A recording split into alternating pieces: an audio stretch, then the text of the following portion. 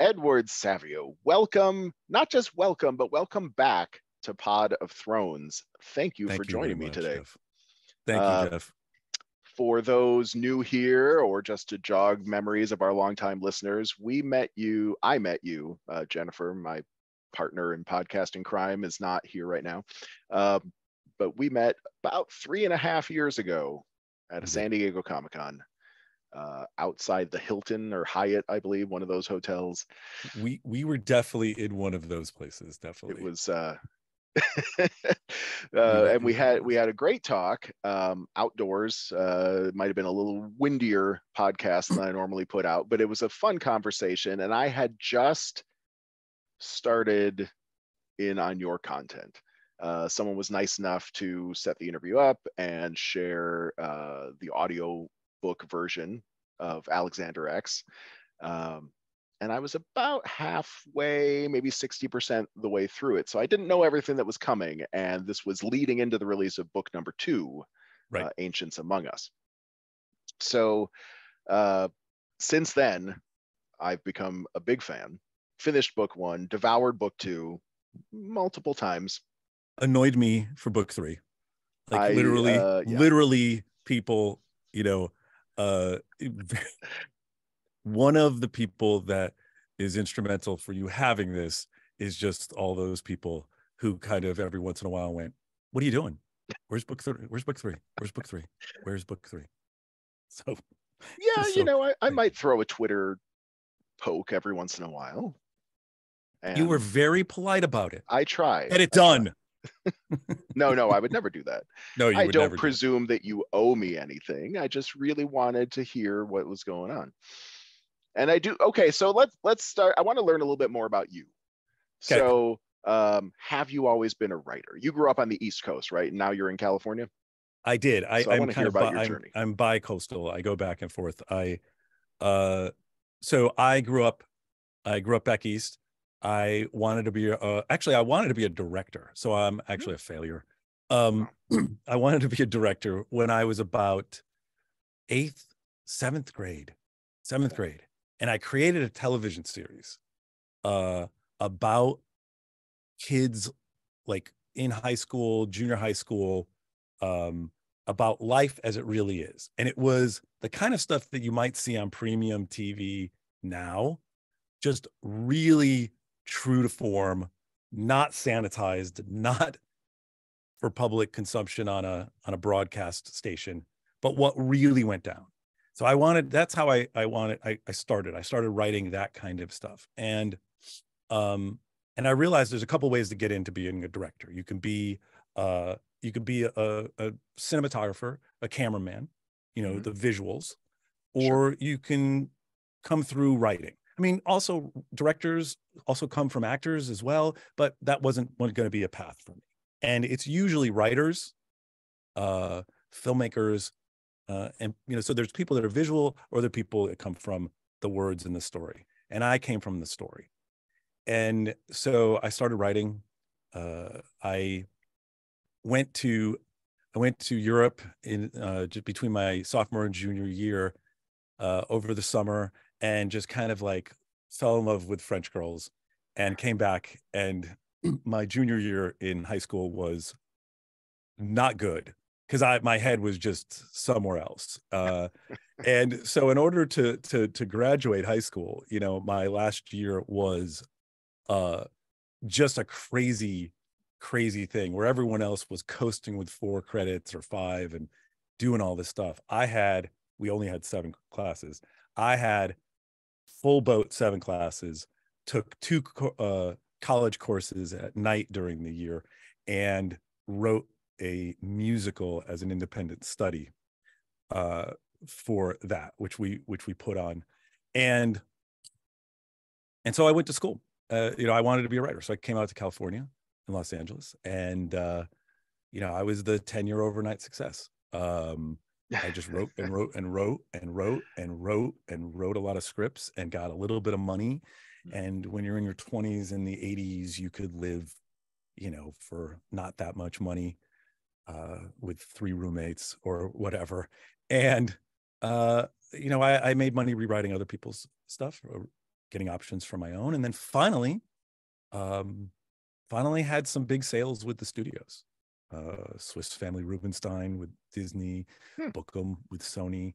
My first novel, Idiots in the Machine, which I wrote as an anti-screenplay because I had written at that point probably about 18 or 20 screenplays, and I was like, screenplays are very constraining. And I just wanted to free myself, and I wrote this thing that I thought no one could ever possibly make into a movie. And Wendy Feinerman, who's the Academy Award winning producer of Forrest Gump, Sony and Wendy Feinerman bought it, and it was a lot of fun to develop. I may have been correct; it was not made into a movie. Like so, I was gonna ask if it came out as a different name because I don't remember hearing about a movie called The Idiots in the Machine. But you know, especially in the 80s, in the 90s and 2000s, I made a very good living, absolutely never getting anything on screen, and that was something that, I mean, the Idiots in the Machine was a 7-figure deal, you know, and so wow. yeah, so there was a lot of money being spent on product that, for one reason or another, talent couldn't, you know, wasn't available, or the regimes would change and they wanted to go in a different direction. But they always would have about, at the time, it probably was down to 1 out of every 6 things got made. I think before then, it probably was even more. It was in the 70s. It was probably 1 to 8. You know, in the studio era, back in the 30s and 40s, it was kind of like, you wrote it, you made it, you didn't give a damn. I mean, you just put something on film. Once the studio system broke down and actors and writers and directors became more powerful, they made deals to make sure other people didn't get your stuff. Oh, I lost you. You're muted. Oh, sorry. Am I back Okay. again? There we go. Yep, you are. So it was a lot of fun to do that. And I made a great living at it.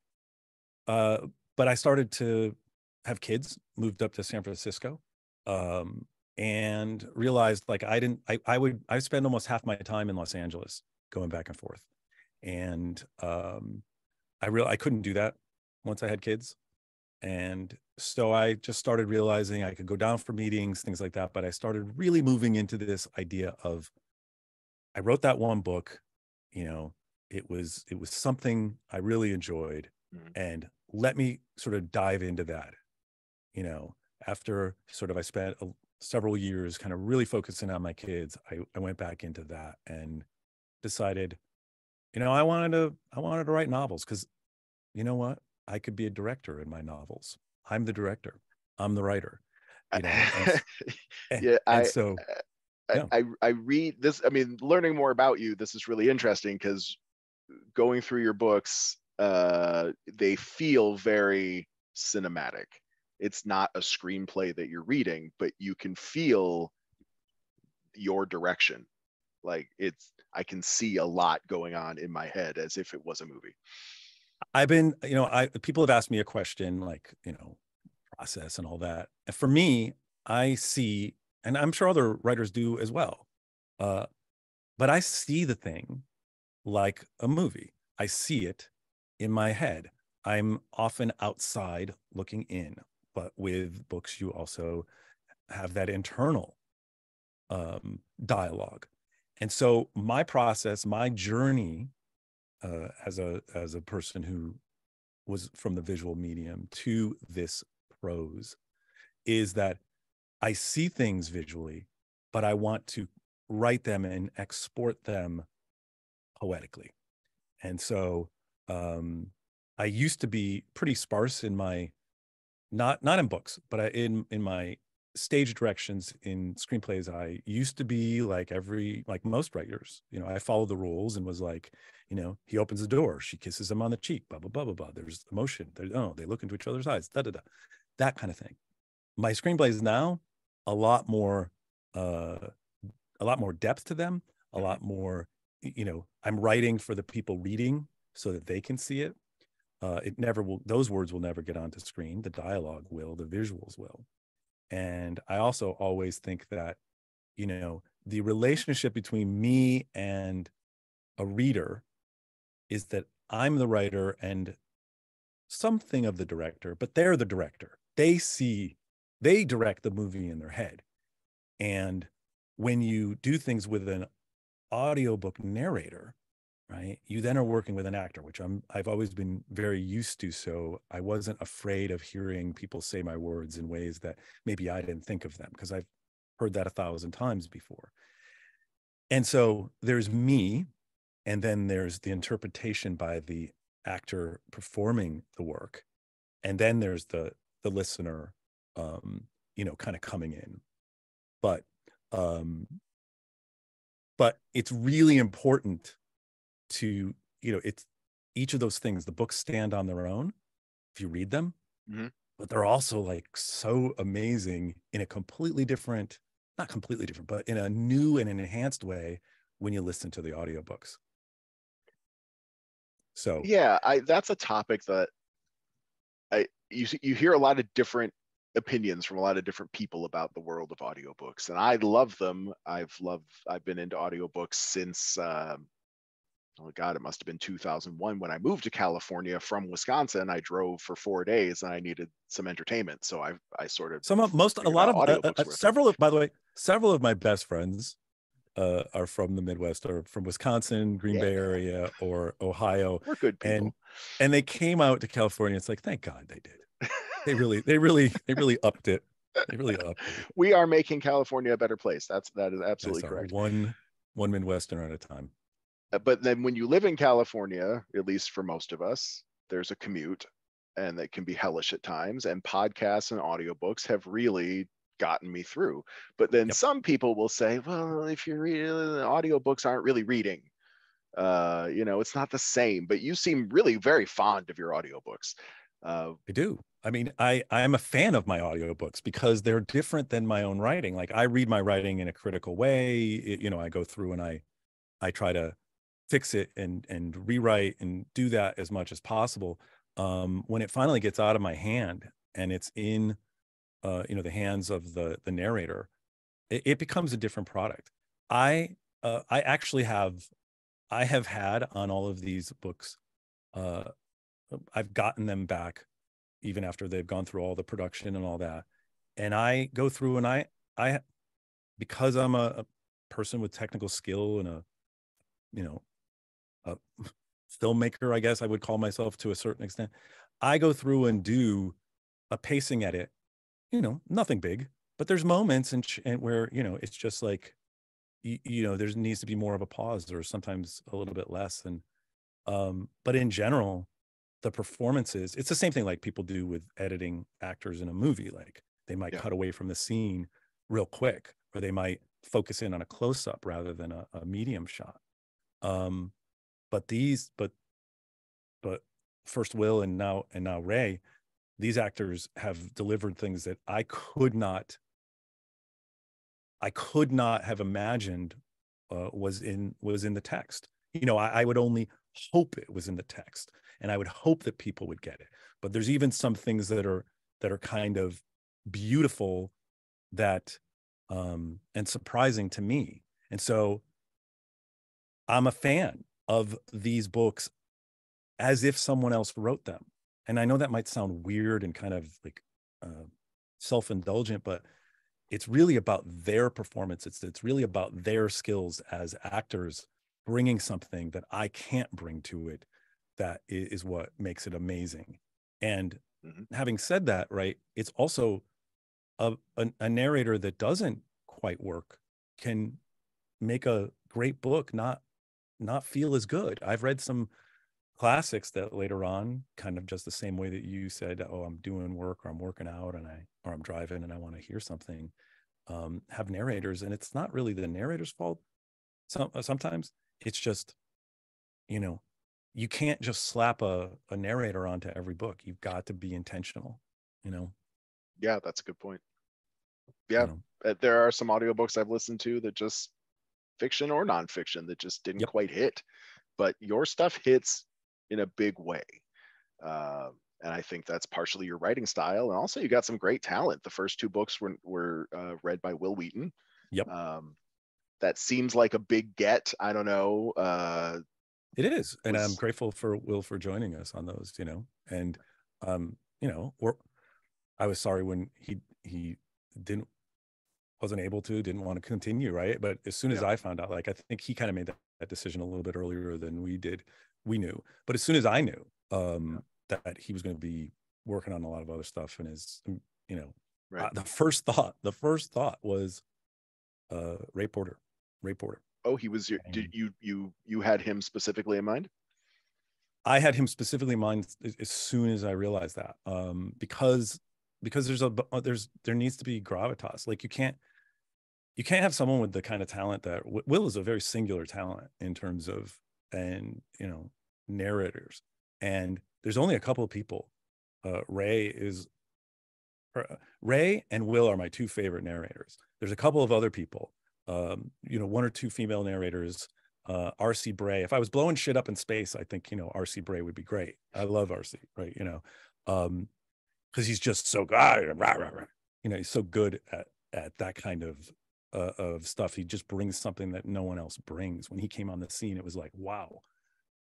But Ray Porter is the guy who is he's in my Audible library the most of any person, of any narrator. He is in there way before he ever came on board with this.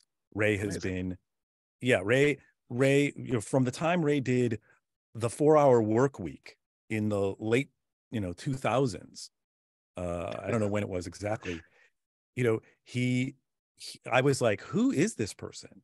And, you know, his work with Peter Clines, and his work with Jonathan Mayberry, and his work with Project Hail Mary, and with the, you know, We Are Bob series. I mean, We Are Bob, We Are Legion. He just, you know, both he and Dennis, the author, I mean, they just created an amazing work that is really so much, so incredibly a symbiotic relationship between the two of them. And so I was very, very, very glad when we were able to get Ray. And because of getting Ray, because there was going to be a time gap, it actually allowed me to go in and do something I don't always get to do, which is once the book was locked, I got to unlock it and add about another 10,000 words and do something to it wasn't that the original ending of this third book was wrong. It wasn't as right as the ending is currently. And I was able to have a month to see that. And 2 weeks before we were going into the studio, I had an epiphany and just went crazy and realized that I had not fully delivered the promise of the premise. And I went back and delivered the promise of the premise. Okay, so let's talk about the premise. You're officially, I think, as of the time we're recording this, your book officially came out, I think, 3 days ago. Yep. I got the audiobook a few days before that because Audible, I don't know. But and then I was torn, and I even wrote you about that. I'm like, should I listen to it now? I could just plow right through the audiobook, but then I don't know if I'm ready for that. Like, I think I might want to talk to you first, and let's talk about the premise. And so I've just dipped a toe into the new book, but I also went back and re-listened to the first two books. So where did the premise come from for Alexander X? Let's talk about that for people that are coming in new. So the premise came from there was this idea that I had for a screenplay called I'm gonna blank on the name of the damn screenplay right now, but it was I'll remember it. Anyway, I forgive you. Hey, thank you. But it was basically about this character who lived for 200 years. And there were two offshoots of this idea. And it was, and this person kind of was, they lived for about 200 years. They looked like they were about 30, and they just were really good at a lot of different things. And they had no idea why they were good. It kind of then dovetailed into this other idea that I had, which was, what if someone lost their amygdala? Like, what if they burned it out? There are people who have burned out their amygdala, and they have no fear. They have zero, like, you know, some of these guys like who free climb cliffs, they have tiny amygdalas. They're minuscule. They don't feel the fear like normal people do. And I thought, what would that person do? Like, if they were a fearful person, it got burned out because of an incident, how would they change? And these two things kind of came together and said, well, that other idea I still like, about person who's fearless. But I thought, well, if 200 years is interesting, what if they were like 2,000 years old? And I like superhero movies, but I also find myself when I'm watching a superhero movie, if two people are fighting who are immortal, I'm like, well, there's not really any stakes here. They're kind of beating the crap out of each other and nothing happens, right? Yeah. They're just like doing violence to each other, and they're destroying buildings. But for them, you know, an innocent people, I always think, who's the guy in that third floor that's getting hit by, you know, the Hulk throwing a guy in there? We're all like, yay, he threw the guy in there. And it's like, well, wait, hold on. Some kid is watching, you know, cartoons, you know, in that building. And that's how I see the world too, right? That comic twist on things. Like, what's the thing that's behind the Totally thing? get it. Yep. And so I thought, well, what if they were older and they had a lot of skills, or they could learn a lot of skills? They weren't necessarily geniuses, like they weren't the Da Vinci's of the world, but they just were very, very, very, very good at mastering things. And they could die.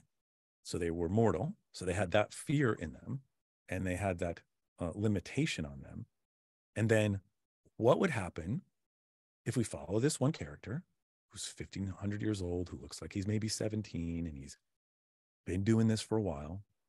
And what if those other people, the people that are 4,000 years old, 5,000 years old, who have been kings and queens and generals and controlled large swaths of the entire planet, could no longer be famous anymore? They couldn't do what they've done for thousands and thousands of years.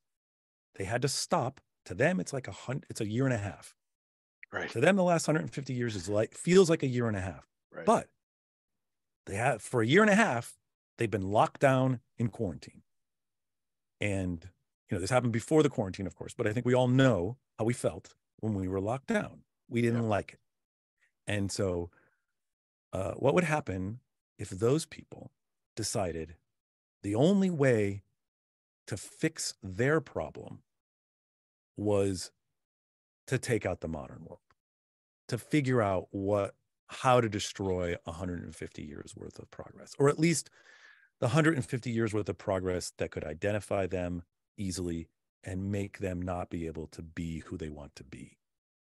We live in a world full of cameras right now. Yeah. A world full of cameras. It's hard to be anonymous anymore. Or even without the cameras, just the way we're all tracked, everything we do, the fact that I can have a conversation with someone and then it shows up on my like an article about something I said with my mouth in a room, shows up on my suggested searches or suggested articles later. Like, we're all being watched all the time, and these guys have had enough. They've had enough, and you know, it's DNA, it's fingerprints, it's like you said, photographs. It's just the collective memory that we all have now that we didn't have before.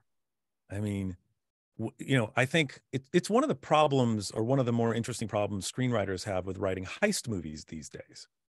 It was much easier to write a heist movie in the 50s. You know, I mean, you just drilled through the front of a safe, you blew up maybe a wall, or you dug a tunnel, and you were fine. No one was the wiser. There's all kinds of shit you got to get through today. And even like if you look at even if you look at Die Hard, which was, you know, future forward looking, like nobody had that kind of security back then. That security in some ways doesn't even exist. But even then, there's security now that tops that that fictional futuristic view of security. And so it's a tough thing to write a heist movie these days because of that.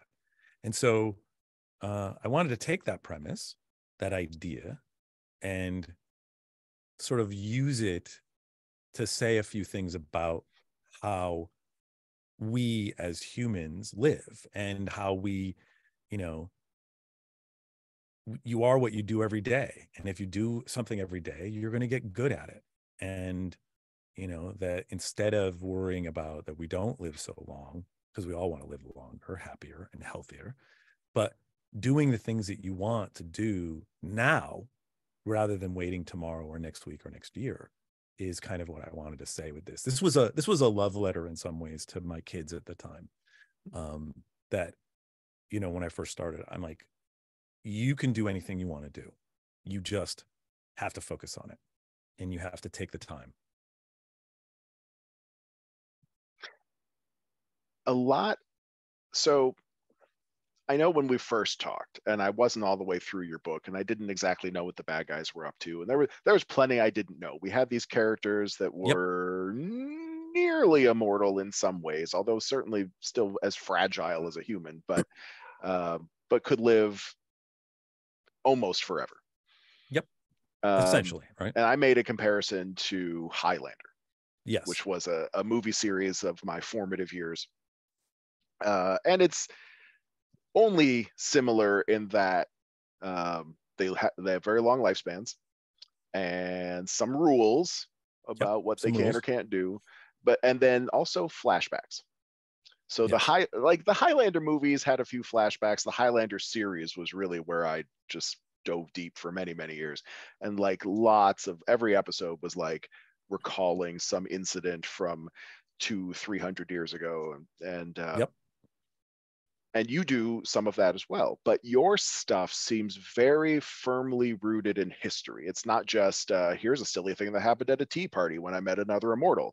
You have a lot of interactions with historical events, which makes sense because many of these ancient characters were helping form those, helping right. form the world, were in charge or working very right. hard behind the scenes.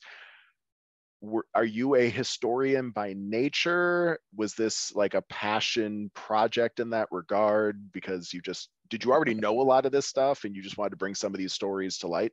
Some of this I knew. So Jeff, part of the thing is that I'm not a historian, but I'm fascinated by history. Okay. And I'm also fascinated by not just history, but how history is manipulated by everyone. Yeah. And it's used as a weapon. There are stories that are told about history that are not really fully true. And it's hard to tell, like, because everything's been so rewritten, it's like a record that's been scratched a number of times, like back and forth and back and forth. You kind of can dig deep and see what might be there, but it's hard. And one of the things for me was to go back and look at some things that I found, which were surprising to me that I didn't know, or things along the way that I'd learned that went, you know, this is weird, that this is the truth. Like July 2nd, July 4th is really July 2nd. You know, the guy who, you know, the Wright brothers weren't the first person to fly a plane, you know. Right. Okay. Wait, stop right there. Cause that was one where I was like, what a strange story this is. And I can't remember his first name. It was Whitehead was the guy's name. Gustav Whitehead. And I'm like, I don't know where he's getting this stuff, but I Googled it. I was like, what if? And it turns out there was a guy that was doing flight before the Wright brothers. And a lot longer and better. And, right. And that's amazing. Like why have I never heard of this guy? And you kind of tell a sad story in that regard. I haven't fact checked all of everything you cite in your books by any means, but I've looked up a few things here and there. I'm like, wow, look at that. Oh, look at that. Oh, look at that. And you're hitting me with a lot of Hold on really a second, Jeff. stuff. I'm losing this thing here. What do you? Oh, you're losing your. I have lost our mic. I can still hear I you. may just go. I don't know. I may just go live here and see. You still sound fine. Ooh, ooh. How does this sound? Is this Sounds okay great. still? Yeah, If you're talking, it's okay. I can hear you just fine. Okay, so let's go back to. So I missed the last couple of seconds of your question. Oh, I was just saying, like, I haven't looked up everything that you've cited in the books, but I have occasionally been like, well, Gustav Whitehead or Peter Minuit, some of these things that you wind up mentioning in your books, and it just, I mean, you're teaching me some fascinating stuff, I guess, and I just was that always part of your idea for when you started writing these books, and how much time do you spend researching this stuff? So I spent a lot of time researching some of the things. What was important to me, like, again, since this was really kind of a, like I said, a love letter to my teenagers at the time, I wanted to say, hey, I've had this relationship with education where education is a great thing. It's wonderful. I ended up learning many, many more things outside of the world of the school because I was curious. So you have to be curious when you're in school. You can't just, if it's just about regurgitating facts, it's not going to be great. And so my thing has always been, hey, here's some facts that you may learn. And there's the dogs. Here's some facts that you may learn. And it maybe someone told you this, but this isn't exactly true. So look a little bit deeper. So all of those things are based, in fact, I try to be as factual about everything. There's a part, you probably haven't gotten to it yet in the third book, where I have mentioned Halifax like 3 or 4 times. Don't spoil it and go look it up beforehand. But Yes. I have mentioned it, and someone, a fan actually contacted me and was like, for the love of, like, seriously, are you ever going to talk about what the Halifax incident means? And I was like, it's coming in this book. And yeah. And so I've tried to really make, even when there's things that aren't like changing how we look at history, it's highlighting things that maybe we didn't know very much about. And it's putting these characters in there. One of the most fantastic things I love is I love time travel stories. I'm also one of those people that hate time travel stories because I am always like, come on, you can't do that, right? That just screws I up the get whole frustrated at times. Every once in a while, someone does it right, but yeah. Everyone does it a little bit right. But this was my way, Jeff, of doing a time travel story without time travel. Good So point. I could go back. Okay. Yeah. No. And as a matter of fact, go ahead. Well, you're not changing history in these books. You're just sort of adding some fictional parts to who the characters were that were there. But yeah, the but events themselves still play off. They still play off, right? Yeah. But I'm also putting these people that we know in today's society, like going back and rethinking what they thought about that moment, so they have a modern view of like the event, right? They can look at something and know what happened in the intervening 100 or 200 or 300 years. And so like a time traveler, they might look at something, I think when time travel is done best is when you take an incident that looks like it's a negative or a positive in the past, and then the person from the future going there realizes that positive was actually negative or that negative was actually positive, and either works to save it or to change it or whatever it is. But I'm always of the belief, like one of the shows, do you remember what was that show on NBC? There was like Timescape, or it was something like that. It was a time travel. They would go back and they would change. Leap? No, not Quantum Leap. I thought Quantum Leap was good. I think Quantum Leap is cool because it doesn't really, it kind of changes time, but it's not the same. But it would go back and it would change history, this show, all the time. Like the Hindenburg didn't major events. Major events. Hindenburg didn't blow up, right? And I used to just get frustrated because I was like, no, you've got to fail. Like, time travel is best when it fails. It really is best when it fails. When you try your best to change history and the same thing happens because that's what was meant to be. That's when time travel is cool. And it's a lesson to us that, like, we can change certain things about the world, but we can't change everything about the world. And we can only do we should only focus on the things we can change. I like that. It's a good message. Alongside the history stuff, this is something that I just kept thinking about again and again. You have, so there's plenty of action scenes in these books. Eternals get into fights with each other or other forces. One or two. Yeah. There's chase scenes, there's fight scenes, there's also explosions, gunplay. It's all extremely detailed. Again, paints a very vivid picture in my head as I'm reading or listening to it. In the same way, I'm wondering if you're a historian, like, have you studied a lot of this stuff, or is this just a lifetime of watching action movies, or where does the research come in? It's living action movies. So there was a very funny thing. Someone asked me a question, and I'm actually going to do a video about this, about some of the writing process, right? So I'm starting, my marketing people have always said, hey, listen, start talking about your process, because your process is kind of weird. Like, I mean, every writer has their own thing, but I have some weird stuff that goes on. Like, okay. I walk around doing some scenes. So I write 3 different ways. I write like everybody writes, like, screenplays and books now on a typewriter. Sure. I do it old school. I also write on digital pads where I'm writing notes, and also redlining PDFs of current, first drafts or second or third or fifth or 10th drafts of something, where I'm handwriting, non-destructive editing, which is really important for writers. Like, you got to learn how to do non-destructive editing, where you're literally redlining over the top of stuff that exists, because you can do anything then. You could make any kind of change, and then later on you might not put it in. But when you put it into the document, when you're typing, it changes it. And yeah, you can hit undo, but you can't really make a judgment on it. Like when you look at it from 1,000, like looking at it from 10,000 feet. Absolutely. And the other way that I write, it's never final. Sidney Sheldon and all these other guys used to literally dictate stuff, and their assistants would transcribe it. Yeah. But I use voice recognition. And so I have my Beyonce mic, and I walk around with my Beyonce mic and my audio pack that's hooked to my computer. That's usually, like, I got a big giant 65-inch screen is one of the screens, and it's like 20 feet away from me, and I'm walking around pacing, and I'm doing the action sometimes where I'm like going up against the wall with a gun, or I'm limping, and I'm describing what I'm feeling and seeing. Like, what is my character thinking?